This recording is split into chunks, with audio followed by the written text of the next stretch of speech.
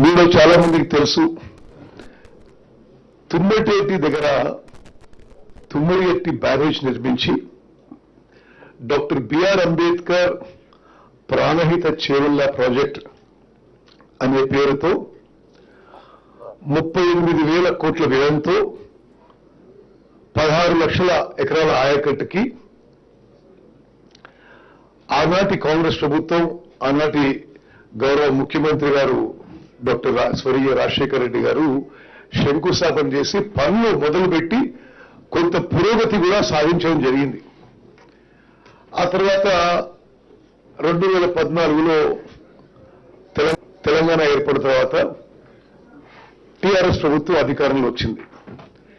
TRS ప్రభుత్వం అధికారంలో వచ్చిన మొదటి కొన్ని వారాల్లో వాళ్ళు కూడా ఆ బిఆర్ అంబేద్కర్ ప్రాణహిత చేవెళ్ల ప్రాజెక్ట్ కి జాతీయ హోదా ఇవ్వాలని చెప్పి కేంద్ర ప్రభుత్వానికి రాయడం జరిగింది.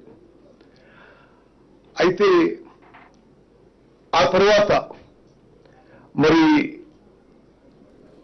కేవలం కమిషన్ల కకృతి కోసం ఆ ప్రాజెక్ట్ యొక్క వ్యయం ఎంత పెంచితే అంత వాళ్ళ జేబులు నింపే కార్యక్రమంలో ఇంకా పెద్ద అమౌంట్స్ వస్తున్న ఉద్దేశంతో ఆ ప్రాజెక్టు పూర్తిగా మార్చేసి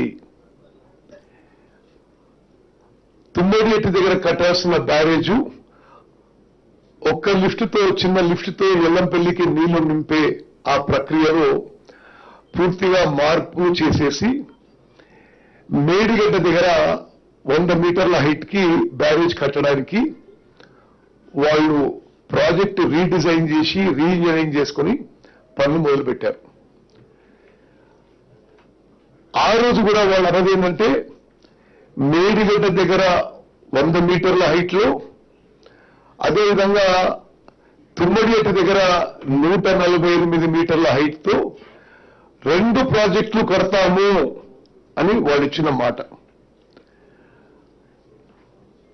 అయితే తుమ్మడిగట్టి దగ్గర అసలు తట్టెడు మట్టి కూడా పోయే, దానితో ఉమ్మడి ఆదిలాబాద్ జిల్లా కొంత నిజామాబాద్ జిల్లాకి తీవ్ర నష్టం జరిగింది.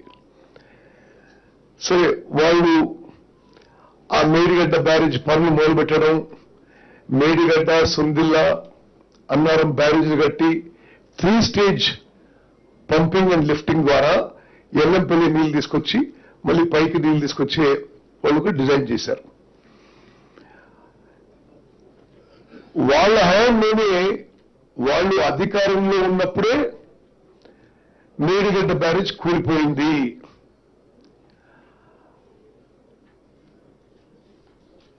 వాళ్ళు ఆ ప్రాజెక్టుకి అనుమతులు తీసుకుంది 80,000 కోట్లకి, అంటే 38,000 కోట్లని 80,000 కోట్లకు పెంచారు.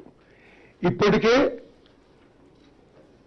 1,00,000 కోట్లు ఆల్రెడీ దాని మీద ఖర్చు చేయడం జరిగింది. ఇది ఎక్కడి నుంచి తీసుకొచ్చిన పైసలు? మనం కట్టే పన్నులు. అదేవిధంగా power finance corporation, rural electrification corporation లో వాళ్ళు ఎక్కడ ఎవరికి ఇరిగేషన్ ప్రాజెక్టులకి లోన్లు ఇవ్వలే.